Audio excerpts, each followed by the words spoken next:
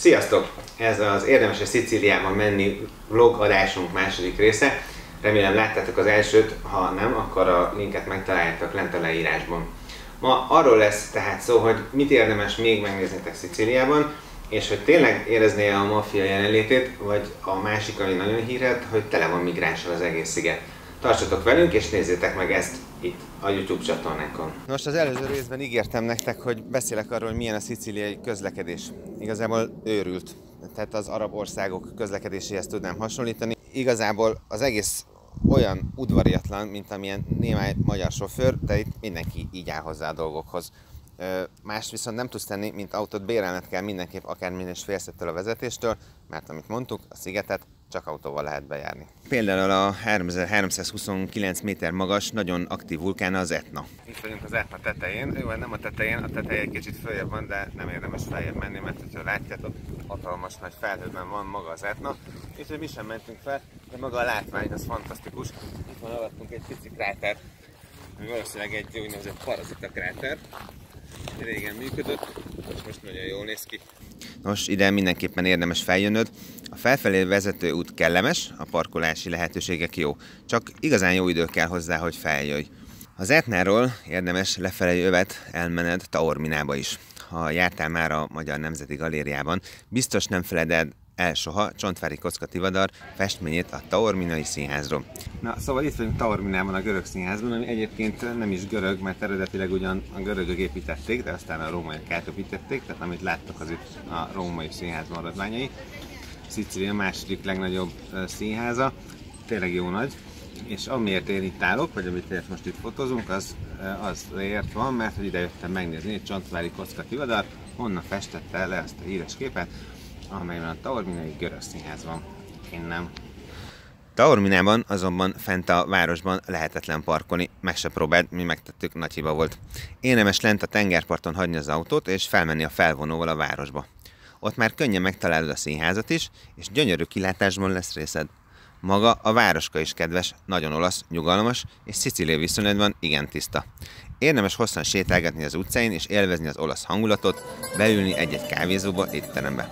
Apropó étterem. Szicíliában tényleg nagyon jókat lehet enni. Hódoltunk mi is ezeknek az élvezeteknek, az árak sem voltak vészesek. Arra azonban figyelni kell, hogy sok helyen sziasztát tartanak. Ez azt jelenti, hogy egy étterem kinyit délben vagy egykor, bezár 3-kor, majd este 7-kor nyit újra. Itt vagyunk Marzamemibe, azért jöttünk ide, hogy hamisítatlan szicíliai hangulatot és egy kisváros fedezzünk fel. Hát ezt találtuk, igazából kicsit olyan, mint Szentendre, hogy ugyan műnek tűnik az egész. Ez a tér gyönyörűen meg van csinálva, nagyon klasszikus hangulatos éttermek vannak, de egyébként az egész város maga egy rom. Tehát érdemes átgondolni, hogy az ember eljön ide vagy nem, de ha olasz hangulatot akarsz, akkor ez ilyen szentendrés módon nagyon jól meg van valósítva. Nézzétek meg!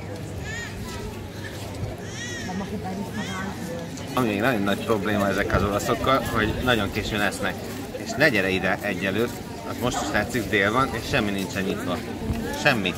Tiszta hülyék. Enni délben kell. Hát már elnézést a Szentendreiektől a hasonlatért. Itt csak arra gondoltam, hogy Szentendre óvárosi rész és nagyon turistákra épül, a boltok kínálata ott sem tükrözi a magyar valóságot szerintem. Természetesen maga Szentendre szuper hely, sokkal jobb, mint Marzamemi, nem ezt akartam mondani vele. Marzamemi strandja itt szeptemberben viszont teljesen kihalt volt. Nem rossz strand különben, de nem is túl jó. Viszonylag tiszta, sárgás homokja van, és a legdrágább éttermei a környéken. Nem is étterem büfé, ahol 20 euró egy spagetti. Na de legalább lehet kapni, nem úgy, mint a városban, ahol minden zárva volt.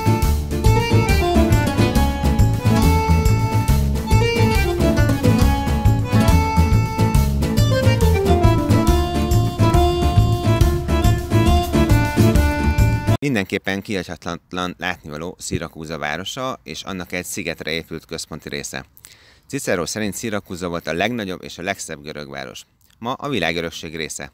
Krisztus előtt 734-ben alapították, van tehát szépen történelme. A szirakúzaiak akkor is harcoltak az észak-afrikai seregekkel, ahogy ma is ütközőzóna Szicília az Afrikából érkező migráns áradattal szembeni küzdelemben. Akkor sikerült megállítani a hódítókat, Dionysius király Ortiga szigetén erődöt épített Szirakúza megerősítésére. Ortiga sziget azóta is Szirakúza a legszebb és legérdekesebb része. Itt érdemes körbenézned. A parkolás bent a szigeten is kiváló, bejöhetsz egészen a tengerpartig autóval. Rengeteg étterem, bár, sétáló utca van, ezek különösen este nagyon hangulatosak. Nappal, még szeptemberben is halálosan meleg volt az utcákon, ha nem borult az ég, inkább reggel vagy délután gyere. Az erőd a város felől is jól néz ki, de igazából a víz felől mutat jól. 10 euróért elvisznek kis motoros csónakon, megnézheted, vagy átmehetsz a szigettel szemben, és megnézheted drónról, ahogy mi tettük.